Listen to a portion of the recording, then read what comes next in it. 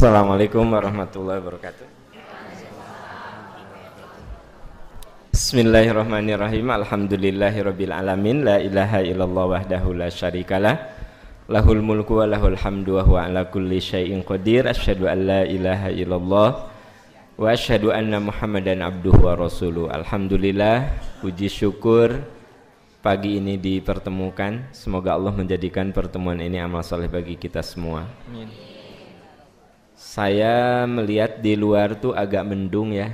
Nanti bergeser. Sekarang mah nggak apa-apa dulu. Sekiranya berhujan geser gitu. Ya, Kang Aan, mulai aja. Ya. Baik, kita awali dengan bahasan pertanyaan. Pertanyaan yang pertama. Assalamualaikum warahmatullahi wabarakatuh. Waalaikumsalam warahmatullahi wabarakatuh. Ada yang mau saya tanyakan, Pak. Kebetulan saya bekerja di sebuah restoran milik orang non-muslim. Dan pada bulan ini akan datang hari kebesarannya, yaitu hari Natal. Maka kami diwajibkan memakai aksesoris Natal seperti topi Sinterklas, sedangkan saya memakai kerudung. Saya sempat menolak. Bagaimana menurut Pak Am dan apa hukumnya soal ini tuntutan kerja? Mohon penjelasannya. Ya, pasti ada dua jawaban. Jawaban pertama, boleh jadi ustadznya mengatakan nggak boleh, karena itu simbol orang Kristiani. Itu jawaban pertama. Jawaban kedua, akan ada yang mengatakan, ya Anda kan bekerja di situ bukan yang pertama. Artinya sebelumnya juga bekerja terus, tapi untuk momentum Natal, kostumnya kostum Natal. Ketika momentum lebaran, kostumnya kostum lebaran, pakai kopiah. Ya kan? Ya, ada yang kalau mau lebaran tuh kostum kopiah. Ramadan kostum kopiah gitu. Kalau lebaran Natal kostum mereka. Jadi saya melihat, saya nih, boleh jadi orang lain berbeda. Itu hanya semacam bukan peribadatan. Itu lebih kepada momentum gitu, momentum saya. Tapi boleh jadi Anda bertanya ke yang lain mengatakan itu haram. Saya melihatnya momentum saja. Kalau saya mau belanja ke supermarket, lalu di situ simbol-simbolnya simbol-simbol Natal, boleh nggak saya belanja di supermarket itu? Nah, jadi saya hanya melihat itu mereka bukan merayakan Natal, mereka bukan beribadah dengan cara Kristiani, itu mereka menganggap ini momentum Natal gitu. Sehingga saya tidak ada alasan untuk membatalkan belanja ke supermarket itu atau ke mall itu. Nah, orang yang mengatakan bahwa Anda bekerja di sebuah restoran dan pada saat bulan Desember, akhir Desember itu menggunakan simbol-simbol mereka, itu saya melihatnya bukan Anda beribadah, tapi itu hanya momentum saja. Nah, kalau ada yang mengatakan haram, berarti dia pun nggak boleh tuh ke mall, karena kan ada simbol itu. Gitu. Ya kudu konsisten hari berpikir. Bukan, kan salah satu cara teori kebenaran itu salah satunya adalah konsistensi. Jadi kalau yang mengatakan itu nggak boleh, berarti dia pun ke mall tuh nggak boleh, ke supermarket nggak boleh.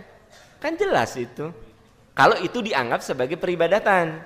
Tapi kalau itu menganggap sebagai sebuah momentum saja, nggak masalah kalau menurut hemat saya. Atau misalnya di musim Lebaran Cina, ya, Imlek, segala berem, lipstik berem, lipstik merah, ya, baju moronyoy merah, kerudung merah, ya, terus pokoknya simbol-simbol merah.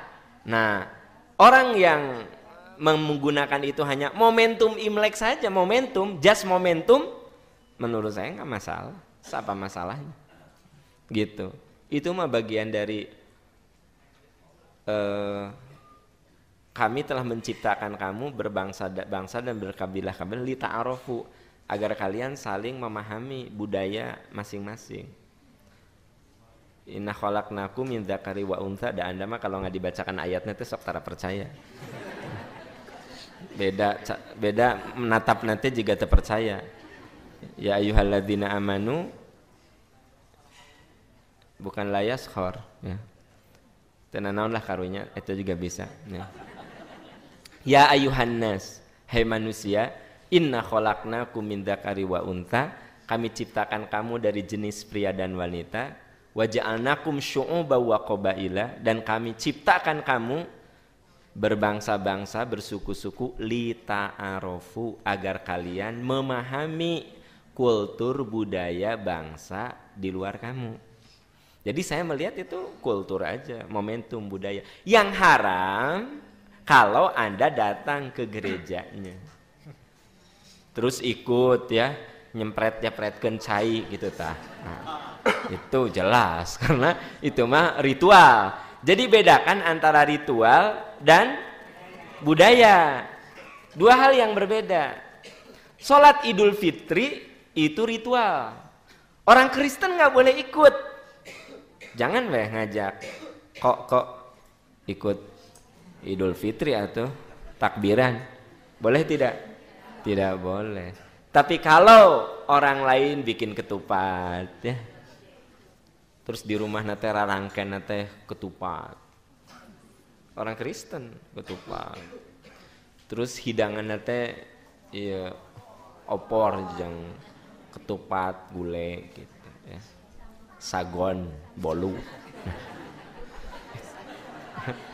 Nah sagon dan bolu itu di Sunda, di Ciamis. Katanya ada orang Cihaureubeut ya, mana katanya mana sih? Tadi kata teman-teman Pak Am cenah aya nanti mana Pak?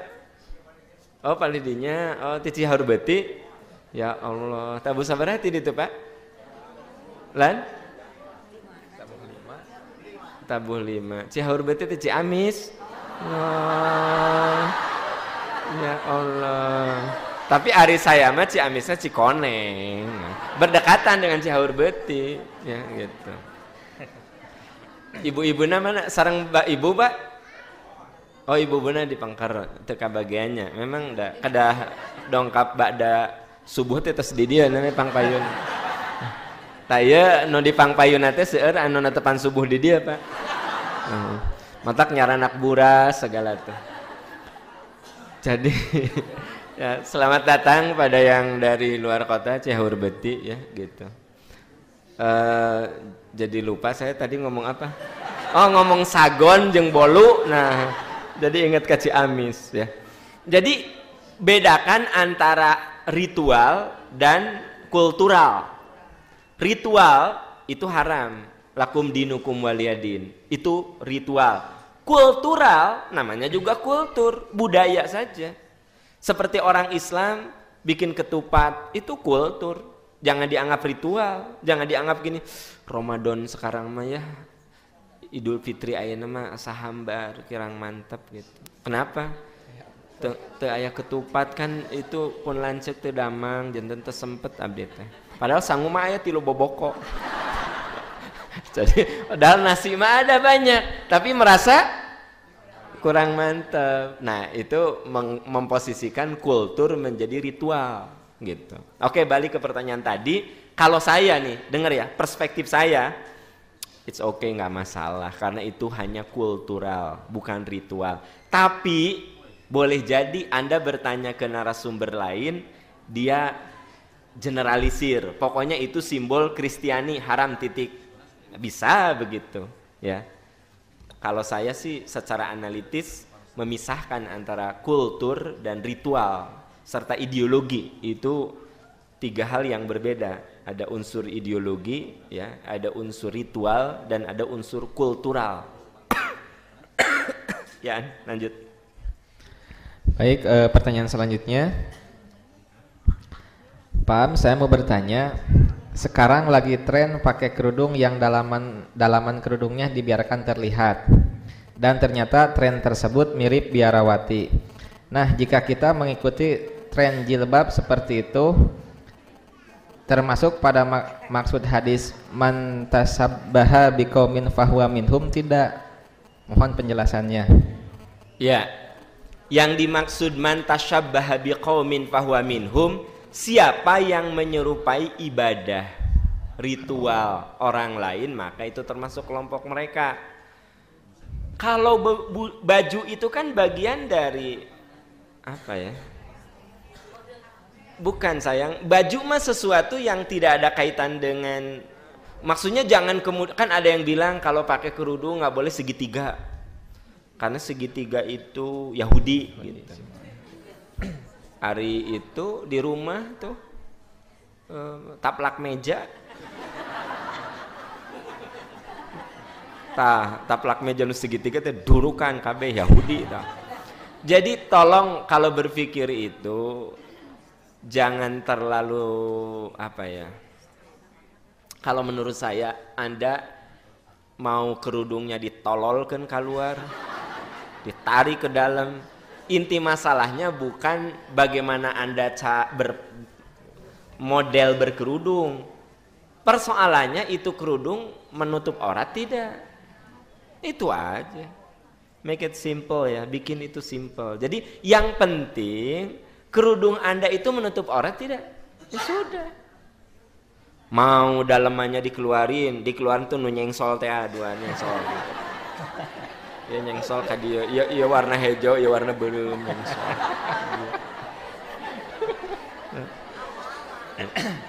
Iya, anak saya kan udah remaja, Bu, ya. Saya bilang, "Teh, hari kamu eta kerudung teh nyengsol." Disengaja, sengaja. Nggak nyengsol, enggak, dia bilang nggak nyengsol, enggak. Nah, kenapa tuh juga nyengsol, warnanya beda? Ternyata ya abu ya hiberem tutup gitu. Yuk mari. Nah, saya tidak mempersoalkan selama itu menutup aurat, ya sudah. Siapa masalahnya? Nih nukitu-kitu diatur. Jadi sebenarnya ya, kalau bicara pakaian itu mirip begitu, berarti bapak-bapak nggak boleh itu pakai jas. Itu para pendeta kalau di gereja itu kan pakai jas. Ya. Orang Yahudi itu kalau ke tempat ibadah pakai jas hitam dasi. Ya, berarti saya nggak boleh nanti pakai jigana jas teh kudu didurukan tah. Maka marahal, aduh, mulai pamer. Nah, kan, maka jas teh marahal, ya Allah. Dengan alasan itu mirip orang Yahudi. Nah, kenapa Anda berkerudung seperti itu disebut orang Kristen, sementara bapak-bapak pakai jas, pakai dasi ke masjid, ya tidak disebut Yahudi. Yahudi yang pakai jas ke tempat ibadah mah, ke tempat ratapan, dan jasnya itu hitam gitu ya, apa Bu? Ya, tapi ayeuna mah aya oge Yahudi anu koko. Nah, jadi maksud saya ya, hadis yang mengatakan man tasyabbaha biqaumin fahuwa minhum, siapa yang menyerupai ibadah orang lain itu termasuk kelompoknya, maksudnya ritual gitu ya. Ada yang mengatakan nggak boleh nyimpen apa namanya itu, nyimpen kalau makan. Saya pernah dengar di radio. Emang saya nggak pernah dengar juga radio satelit maksud saya. Kalau radio satelit kan dari kota manapun kedengaran. Jadi ada orang ustadz di satu kota bahas tentang betapa di rumah kita itu ritual orang Yahudi, orang Nasrani itu ada. Dia contohkan, coba lihat ketika ibu menyusun tempat makan, di situ ada piring, di situ ada garpu, di situ ada sendok, di situ ada pisau. Itu trinitas. Naon hubungan? Cek aku teh naon eta teh dihubung-hubungkeun trinitas. Karena Rasulullah itu makan tidak pernah pakai pisau, tidak pernah pakai sendok, tidak pernah garpu, tetapi dengan jari-jarinya. Kan maksud saya Kan teu nyara rambung, logikanya teh nyara rambung. Ya. Dan saya teh gini, oh nggak kebayang umatnya kayak apa. Iya, para pengikutnya kayak apa. Kabayang tuh, dicontohkeun teh. Makanya ibu-ibu tidak perlu di meja makan ada sendok, ada garpu, ada pisau. Sendok, garpu, pisau itu tiga itu trinitas. Dibungkus dalam satu piring itu trinitas. Nah, trinitas gitu kumaha? Setenya rambung. Tapi maaf bagi yang awam yang tidak kritis, terkagum-kagum. Astagfirullah. Ya Allah, iya begitu, iya ya. Bener banget. Nah, gitu. Padahal itu kan nggak ada kaitan, nggak ada logikanya teh nggak masuk gitu. Logikanya nggak masuk. Nah, gitu. Gitu rekan-rekan sekalian, ya gitu. Apa lagi tadi tuh? Ya gitu. Kita ini ya orang beriman tuh kan ada ayat yang mengatakan kalau ada berita kepada kita harus tabayun. Tabayun itu klarifikasi. Klarifikasi itu dua. Pertama, check and recheck, cross check. Yang kedua, apakah secara logika bisa diterima atau tidak. Ya. Misalnya Kang Aan tuh saya tidak meragukan kalau dia banyak duit. Ya, banyak duit. Tiba-tiba gini, kenal sama Aan? Ya kenal lah tuh, sering jadi moderator saya. Dia tanya kasih itu pinjem, kasih itu pinjem. Pinjemnya teh 500.000, tapi tara dibayar. Nah ini seorang Aan yang penghasilannya per bulan 100 juta. Amin gitu. Seorang Aan yang penghasilannya per bulan 100 juta, karena memang dia digajinya kan di perusahaan luar tuh $10.000 kan 100 juta. Rasanya secara logika nggak mungkin orang yang mobilnya juga sudah mewah, rumahnya mewah, kok pinjam kasih itu 500.000, kasih 500.000 terus antara mayar. Itu tabayun, pakai logika juga nggak masuk gitu. Nah orang yang tidak tabayun gini ngomong deh, tersangkanya Aan jelema beunghar nginjom ka ditu, nginjom ka dieu. Itu tidak tabayun. Paham maksud saya? Jadi kudu tabayun. Tabayun itu pertama secara logika diterima nggak tuh? Secara akal sehat gitu. Rasanya nggak mungkin gitu. Secara akal sehat ya, orang yang penghasilannya $10.000 US per bulan ya, lalu ke temennya suka 500.000, tara dibayar gitu. Nah itu logika. Yang kedua ya, dengan cara cross check, check and recheck. Kita tidak boleh menyebarkan berita itu sebelum dicek kebenarannya. Contoh, itu ke BlackBerry saya ada berita tentang restoran. Itu katanya restoran bla bla bla bla bla gitu misalnya ya. Saya nggak mau nyebarin. Kenapa? Saya belum bisa membuktikan tentang restoran itu gitu. Ini kan kita mah kalau terima langsung kirimkan kalau gitu. Meni kalau nggak dikirimkan teh meni asa dosa gitu. Padahal boleh jadi mengirimkannya itu dosa. So kalau enggak, berapa dosa yang harus misalnya gini, Kang Aan punya restoran, ya. Si saingannya mengatakan, hati-hati restoran Aan. Ternyata ya ada salah seorang karyawan yang keluar dari situ, semua ayam yang digunakan adalah ayam tiram. Hah? Apa? Biarin tiram saya ngomongnya. Anda bilang tiram? Ya maksud tiram. Maksud saya tiram itu menurut Anda tiren, menurut saya tiram. Nah, oke lah karunya tiren we dah. Karunya we saya mah. Nah. Jadi terus katanya sisa-sisa makanan itu suka dikumpulkan dan disodorkan lagi. Sisa karedok ya, aya 3 karedok dihijikeun nanti disodorkan lagi. Terus katanya sisa makanan nasi goreng dikumpulkan ya, itulah pengakuan karyawan yang pernah kerja di sana ya, dan menggorengnya dengan minyak babi. tolong hati-hati. Saya terima itu. Lalu saya langsung sebar ke nih. Anda bisa kebayang kalau Aan tidak begitu, tapi itu ulah saingannya. Betapa kezoliman saya sama dia. Sayang, coba cerdas mengirimkan berita. Cerdas. Apa? Cerdas. Ulangi. Iya mah, terima share. Ngapain sih? Ini kah bosen macamnya. Dia remove aja jelema eta teh akhirna mah. Jadi maksudnya apa? Saya suka bilang ini, kenapa sih nggak pakai logika? Gitu. Coba berpikir dulu, benar apa tidak? Makanya ada ayat yang mengatakan, in ja'akum fasiqum binaba'in fatabayyanu an tusibu qauman bijahalatin fatusbihu ala ma fa'altum nadimin.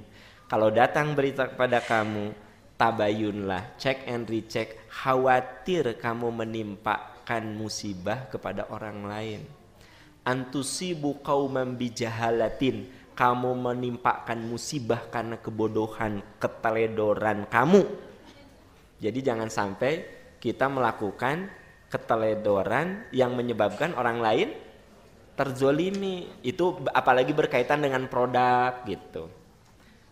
Ya, itu hati-hati, bukan apa-apa. Ya, bisi itu teh nggak benar. Bisa jadi fitnah, karena sekarang ini kalau nggak suka dengan satu kemajuan, dia sebar lewat BBM, lewat internet, lewat email, lewat Twitter. Nah, yang paling parah kita terimanya itu tidak pakai logika, disebar lagi, share lagi gitu loh. Nah itu, ada cerita tentang agama share, nggak nanya ini hadisnya sahih apa dhaif. Kalau jelas hadis riwayat Bukhari, nah di rumah teh lihat. Kalau Anda mau share nih, lihat Sahih Bukhari Anda bab apa, oh benar, baru Anda share. Kalau Anda cuma HR Bukhari, Anda berani jamin nggak itu benar HR Bukhari? Bisa saja, ya. Kata-kata Aan saya kasih kurung HR Bukhari. Kalau HR Aan mah mana percaya kan? HR Bukhari. Anda tidak cek lagi ke Sahih Bukhari, Anda share. Dengan alasan untuk kebajikan, bukan kebajikan jadi keburukan. Itu yang dimaksud, tolong cerdas ketika kita mau men-share berita, ya. Kan sekarang Anda yang sudah biasa di Twitter, di Facebook, pakai Facebook, Twitter, apalagi BlackBerry, apalagi lah judul-judulnya apa nukarar itu, nyanuk itulah pokoknya mah. Ya, itu tuh saya lihat kok begitu mudah sih. Kok nggak cerdas sih gitu? Ya Allah, saya suka terima. Ini orang apa sih? Aku bilang ini nggak cerdas gini. Cik atuh teliti dulu gitu. Nah gitu. Makanya saya tidak pernah men-share kecuali yang memang benar-benar asli. Ya misalnya pas mau menjelang hijrah ada ayat-ayat tentang hijrah masuk ke saya. Itu saya cek lagi. Oh benar, baru berani share. Enggak. Ya, hadis nu teu jelas teh apalagi kata-kata nggak akan saya share, nggak akan saya sebar gitu, nggak akan. Maaf, saya agak keluar dari sini karena sekarang ini saya khawatir ada orang-orang yang terzolimi karena ulah orang yang tidak bertanggung jawab. Ya. Dan Allah sudah mengantisipasi, hendaklah kamu tabayun, hendaklah kamu check and recheck, cross check dengan fakta dan logika. Antusibu qauman bijahalatin fatusbihu ala ma fa'altum nadimin. Khawatir kamu nanti memadorotkan orang karena keteledoranmu. Gitu. Ayatnya jelas kok. Ya. Cari dari Al-Baqarah sampai dengan An-Nas. Ya, lanjut. Baik, selanjutnya. Assalamualaikum warahmatullahi wabarakatuh. Waalaikumsalam warahmatullahi wabarakatuh. Ada yang ingin saya tanyakan, ada yang membroadcast ke saya seperti ini. Coba lihat kalender tahun 2012. 1 Ramadan pada tahun 2012 jatuh pada 20 Juli, yaitu hari Jumat. Jadi tanggal 3 Agustus 2012 bersamaan dengan 15 Ramadan. juga pada hari Jumat. Sama dengan satu hadis Nabi Muhammad tentang huru-hara besar yang akan terjadi pada pertengahan malam. Pertengahan bulan Ramadan, yaitu pada tanggal 15 Ramadan di bumi ini. Huru-hara yang akan mengejutkan semua orang yang sedang tidur. Satu suara yang sangat dahsyat akan kita dengar dari langit. Bukan kiamat, tetapi huru-hara tersebut akan melenyapkan umat manusia di atas muka bumi ini sebanyak 2/3, yang tinggal hanya sepertiganya saja.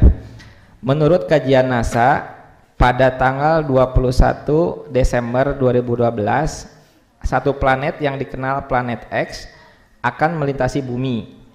Adakah semua ini tergolong dalam sepertiga itu? Adakah peristiwa itu akan terjadi pada tahun 2012? Hanya Allah yang Maha mengetahui. Apapun peristiwa itu pasti akan berlaku mengikuti hadis Nabi Muhammad. Dari Nur Aim bin Hamad meriwayatkan dengan sahabatnya Rasulullah bersabda, bila telah muncul suara di bulan Ramadan, maka akan terjadi huru-hara di bulan itu. Kami bertanya, suara apakah itu ya Rasulullah? Beliau menjawab, suara keras di pertengahan bulan Ramadan pada malam Jumat akan muncul suara keras yang membangunkan orang tidur, menjadikan orang yang berdiri jatuh terduduk, para gadis keluar dari pingitannya. Pada malam Jumat di tahun terjadinya banyak gempa. Jika kalian telah melaksanakan sholat subuh pada hari Jumat, masuklah kalian ke dalam rumah kalian, tutuplah pintu-pintunya, sumbatlah lubang-lubangnya, dan selimutilah diri kalian. Sumbatlah telinga-telinga kalian. Jika kalian merasakan adanya suara menggelegar, maka bersujudlah kalian kepada Allah. Apakah itu benar, Ustaz? Mohon penjelasannya. Ya, itulah yang tadi saya katakan, ya. Cerita-cerita kayak begitu Anda nggak usah percaya. Memang seperti ilmiah menurut NASA, menurut hadis Rasul, kayak ilmiah, nggak usah percaya, ya. Tidak perlu percaya sama yang begitu. Yang paling parah, orang kemudian membroadcast lagi, men-share lagi. Tas saya dapat yang begitunya, duka 8, duka 30 kali. Puang deh, ya. Dan jujur nih, ada orang yang saya remove dari BB saya karena dia tuh rajin sekali men-share yang tidak benar gitu, terpaksa, dan saya tidak minta maaf dulu, cuma gini, sorry, delete. Kenapa? Karena rudet, ya? Di delete sama saya karena rudet itu. Kalau ada yang aneh-aneh, jadi ada tipe orang yang seneng gitu, seneng sebar. Ini gabungan informasi A dengan informasi B, kemudian dia bikin sendiri tafsirnya gitu kan, bahwa nanti akan suara, coba pakai logika tuh, kalau suara menggelegar teh, tutuplah rapat jendela kalian, tutuplah telinga kalian, ya, berselimutlah. Semoga kalian tidak termasuk yang seperti yang apa? Semoga kalian termasuk yang sepertiga itu, maksudnya yang selamat itu. Berarti meureun sesisana penghuni dunia ini parupus ada yang gitu. Meninggal semuanya, ya kan? Gitu. Nah, ini Anda kalau baca yang kayak gini, remove, buang, udah nggak usah disebar. Kalau Anda menyebar, misalnya teman Anda ada 500, tong 500 lah kebanyakan, berarti 32. 32 teh etawe teman-teman kuliah, Anda teh orangnya nggak gaul banget. 30. Nah, dari 1 ke 30. Tapi masalahnya teman Anda yang 30 itu dia masing-masing punya 100 teman. Kayak apa tuh? Sok. Makanya yang gitu teh Anda jangan jadi orang yang begitu gampang broadcast gitu loh. Ya. Saya bilang lakukan dengan cerdas. Nah, yang kayak begini kalau Anda ikut menyebarkan tidak cerdas. Kenapa? Pakai atau logika, mana hubungannya? Masa sih agama kayak begitu? Yang paling ini menurut NASA, nah, cek bener tuh, cek NASA. Gimana tuh ngecek NASA? Nah, kalaupun benar bakal ada suatu planet Kan di NASA tidak dikatakan itu akan mengeluarkan suasana menggelegar gitu. Paling kalau menurut NASA, kalaupun iya ya, paling mengatakan pada tanggal ini akan terjadi planet mendekati bumi gini-gini, sudah. Nah terus dihubungkan dengan hadis Nabi nu jelas riwayat nanti ya. Terus ramalan 15 Ramadan tanggal segini, maka hari Jumat tanggal segini-gini. Nah, logika macam apa? Suka bikin emosi, remove. Lanjut. Jadi sorry ya kalau Anda friend dengan saya di Twitter atau di BB itu, atau kalau Anda terlalu sering gitu menyebar berita, saya suka remove karena mengganggu. Saya suka remove, sorry itu mah. Bisik gitu di dia ayah. Senang dia tuh sebar gitu. Ya kalau berbobot saya suka. Misalnya dari jurnal ilmiah ini, terus saya baca logis gitu. Nah saya suka, bahkan saya save. Dari jurnal ini logis gitu. Terus iya masuk akal lah gitu ya. Nah udah. Gitu. Misalnya saya dapat ini ciri-ciri orang yang bakal kena serangan jantung. Tapi saya tuh langsung percaya, saya tanya ke teman saya yang dokter, bener ente kia-kia, oh iya bener gitu, iya bener, ya udah saya save. Nah terus saya kirim ke orang-orang yang bakal pimawatin kena jantung, dipilih yang mudah-mudahan mah dilewat sama saya tuh yang mudah, tapi nu kira-kira friend yang ya 50 kaluhur lah. Ya kan gitu, apalagi ada tanda-tanda ya body mendukung gitu ya udah. Tapi kalau yang muda-muda ke Aan mah enggak masuk. Nah itu saya berani membroadcast kalau lagi santai, itu saya pilih karena oh iya ini manfaat gitu ya.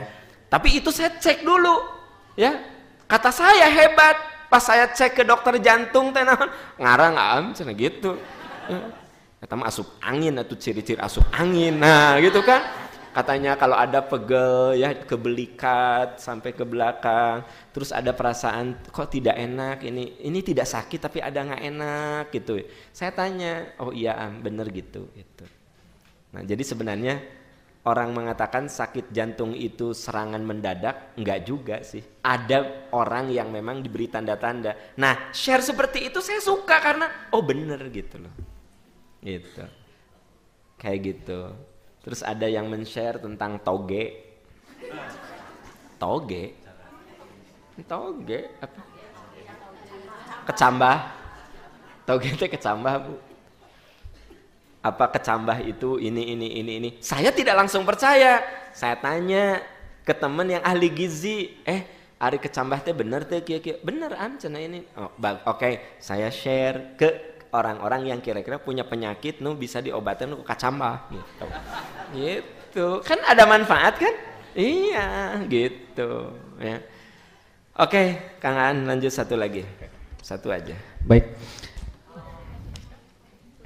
saya seorang istri yang tidak bisa hamil karena sakit kanker yang saya derita setelah 5 bulan pernikahan. Pernikahan saya sekarang sudah 7 tahun. Saya dan suami alhamdulillah baik-baik saja. Yang menjadi kekhawatiran saya adalah saya suka merasa kasihan ke suami karena mungkin dia pasti menginginkan seorang anak, dan saya juga merasa kasihan ke orang tuanya pasti menginginkan cucu. Meskipun suami sering mengatakan bahwa dia akan tetap sayang sama saya apa adanya. Saya sering berdoa kepada Allah memberikan yang terbaik untuk kami. Kadang saya suka berbicara ke suami kalau memang dia ingin punya anak, saya ikhlas suami punya istri lagi. Namun suami saya kurang suka kalau saya bilang seperti itu. Yang menjadi pertanyaan, salah tidak kalau saya khawatir dan bilang pada suami untuk menganjurkan nikah lagi? Yang kedua, menurut pandangan Ustadz, mana yang lebih baik menganjurkan suami untuk menikah lagi dengan harapan kita memiliki anak dari istri kedua itu atau mengadopsi anak? Iya, style laki-laki itu beda-beda. Ada laki-laki yang seneng banget ditawarin gitu. Nah, tamat tipe-tipe bapak di dia ya. Ngaku, coba lihat sini semuanya. Jadi laki-laki itu macam-macam. Ada yang seneng dikasih atau ditawaran ke inisiatif. Jadi ya Ada laki-laki yang ketika istrinya ada kendala seperti itu, lalu istrinya dengan berlapang hati menyodorkan, menyarankan solusi, justru suaminya nggak suka denger gitu. Kata suaminya, kan aku udah komitmen, aku tidak akan pernah mendua gitu. Kamu diberi anak atau tidak, kita diberi anak atau tidak, tetap aku sayang sama kamu. Ada memang laki-laki yang dia malah nggak suka kalau istrinya terus saya ngomel, bukan ngomel sih, maksudnya mas kalau misalnya gitu kan, mas ini dia teh geuleuh gitu, ayah gitu, ayah, tapi dikit banget. Di sini mah nggak ada, kecuali suami Anda yang tadi ya, mungkin ayah di dia. Tapi kalau lihat tatapan matanya malah wajah-wajah gini mah boro-boro dianjurkan, dilarang juga ngotot. Nah jadi itu, kalau urusan Anda khawatir, itu wajar, manusiawi, sangat-sangat manusiawi. Bahkan kalau Anda kalem-kalem saja, tenang-tenang saja, itu yang tidak wajar ya. Tapi kalau Anda ingin tanda petik sesuatu yang normal, seperti punya anak ya, ingin memberikan cucu kepada mertua Anda, itu normal banget. Semua orang yang berumah tangga itu begitu. Jadi kekhawatiran itu indikator bahwa Anda sebagai perempuan yang sehat jasmani, rohani, dan psikis. Saya ulangi, itu indikator bahwa Anda memiliki kesehatan rohani, emosi yang benar gitu. Jadi jangan merasa bersalah, itu benar. Lalu bagaimana Anda bicara ke suami? Boleh, tapi tetap Anda lihat jawaban dia. Kalau dia jawabannya begitu, sudah, Anda jangan terlalu sering ngomong gitu. Kesannya kalau Anda ngomong deh, Anda tuh tanda petik nih, kesannya tidak mempercayai omongan suami bahwa dia hanya ingin dengan Anda saja, tidak akan ada tidak pernah terfikir oleh dia untuk menikah lagi. Terus Anda ngomong deh. Nah, itu dikhawatirkan dia merasa tidak dihargai oleh Anda. Ngomong sekali, dua kali, oke, udah, setelah itu mah udah gitu. Paling tidak Anda sudah ngasih tahu ke dia kalau satu saat dia harus memutuskan untuk menikah lagi agar punya keturunan, minimal dia, si suami Anda teh sudah dapat lampu hijau dari Anda. Udah cukup. Ulah duduk, bahas lagi, Nyanya tuh wajah suami Anda kelihatan nggak suka. Andanya harus cerdas juga gitu. Ya. Nah, jelas Bu? Nah. Berikutnya, mana yang paling afdol? Apakah mengadopsi anak atau menganjurkan suami nikah lagi? Ya, kalau untuk perasaan mengadopsi, tapi kalau untuk aspek legalitas hukum nikah lagi. Ya tergantung Anda mau lihat dari mana. Adopsi itu akan ada implikasi hukum yang rumit kesananya. Oke, saya kasih contoh. Saya banyak mendapat curhat, konsul, di mana setelah mengadopsi anak itu persoalannya nanti. Ari kecil mah ada lucu kan ya tuh. Nah, kalau Anda mengadopsi anak dan Allah memberikan kekayaan kepada Anda, istri Anda punya kakak atau punya adik, Anda punya kakak, punya adik, Anda punya anak adopsian. Catat, anak adopsi tidak dapat warisan. Lalu Anda menyerahkan harta itu kepada anak adopsi Anda. Coba, mungkin ketika Anda masih hidup, kakak dan adik Anda nggak protes, tapi hati kecil dia mengatakan, nah hari orang lain dikasih, hari kita yang ya sesayang-sayangnya dia ke anak angkat tuh nggak ada garis keturunan. Makanya anak angkat itu melahirkan komplikasi hukum sebenarnya. Makanya kalau Anda bertanya mana yang paling bagus, mengadopsi anak atau menganjurkan suami nikah lagi? Ya kalau untuk implikasi hukum yang paling sederhana nikah lagi. Kenapa sederhana?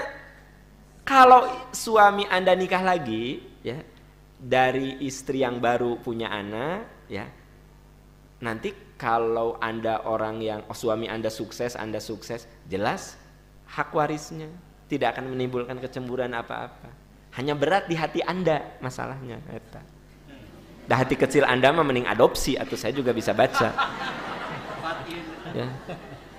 Dah ari ngomong hati kecil malah dah Anda ngomong sok ayah barangkali eta mah karena ketakberdayaan Anda, bukan karena ketulusan Anda. Ya Allah, bukan nuduh Bu, tapi kan saya pakai logika nurani lah gitu. Maaf ya, sesoleh-solehnya seorang perempuan, ada gitu perempuan yang senang ikhlas ketika suaminya itu mendua.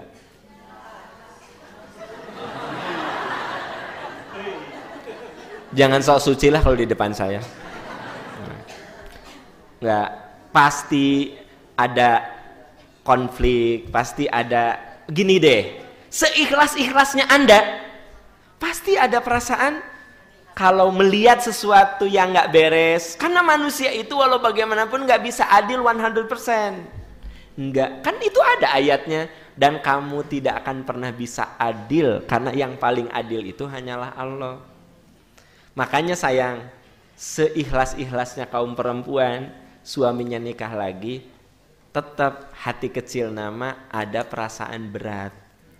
Tetapi mungkin kayak si teteh tadi, berat sih berat, tapi ya suami kasihanlah sama keluarganya, perlu punya keturunan. Jadi Anda akhirnya meredam egoisme Anda dan memberikan sebagian itu kepada orang lain gitu. Tapi kan hati kecil Anda nama dak?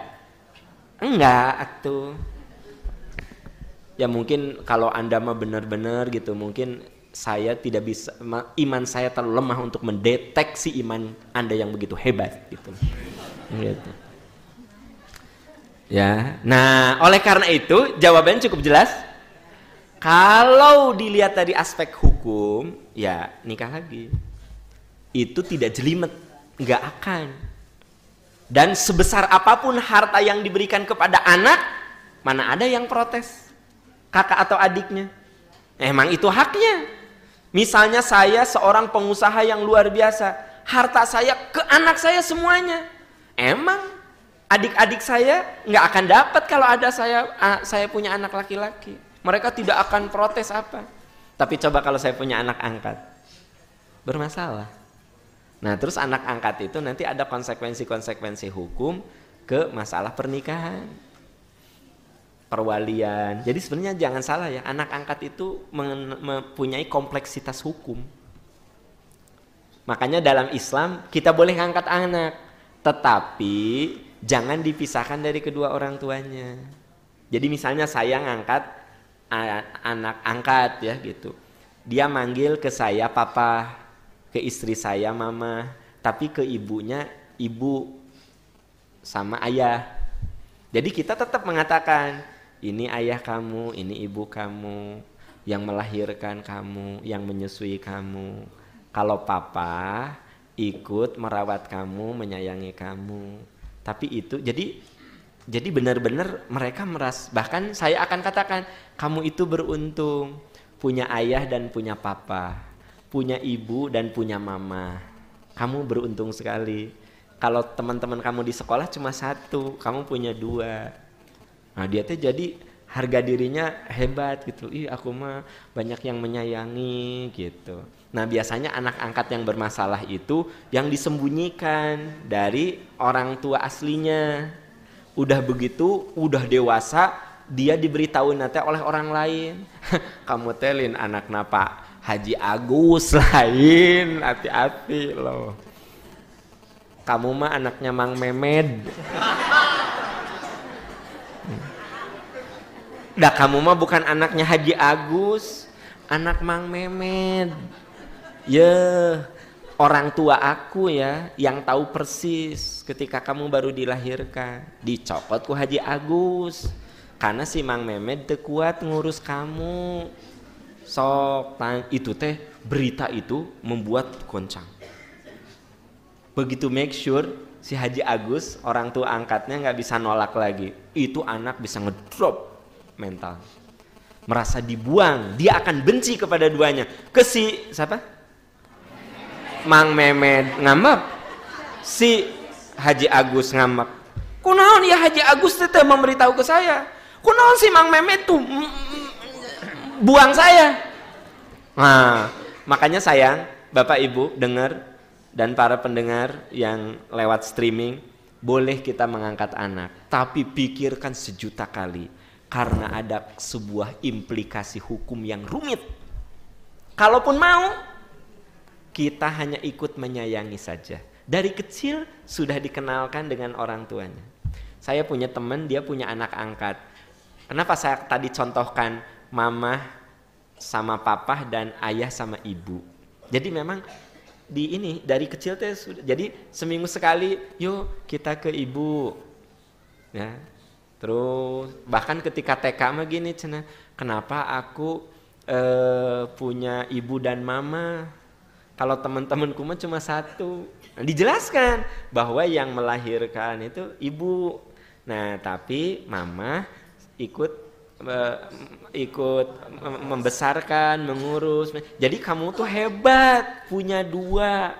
Apa yang terjadi? Itu anak di TK ya bangga. Kalian punya satu ya, aku punya dua. Nah, itu membuat dia percaya diri. Ya, tapi coba kalau anak itu digini, kamu teh anak pulung sih ya. Kamu teh anak pulung. Kamu teh bukan anaknya Haji Agus, anaknya Mang Memed. Cok. Dia di TK pengen berhenti sekolah. Aku mau berhenti sekolah. Ya gitu. Makanya ya gitulah. Ini pertanyaannya bagus sih sebenarnya, kasusnya bagus untuk ditelaah lebih jauh. Ya.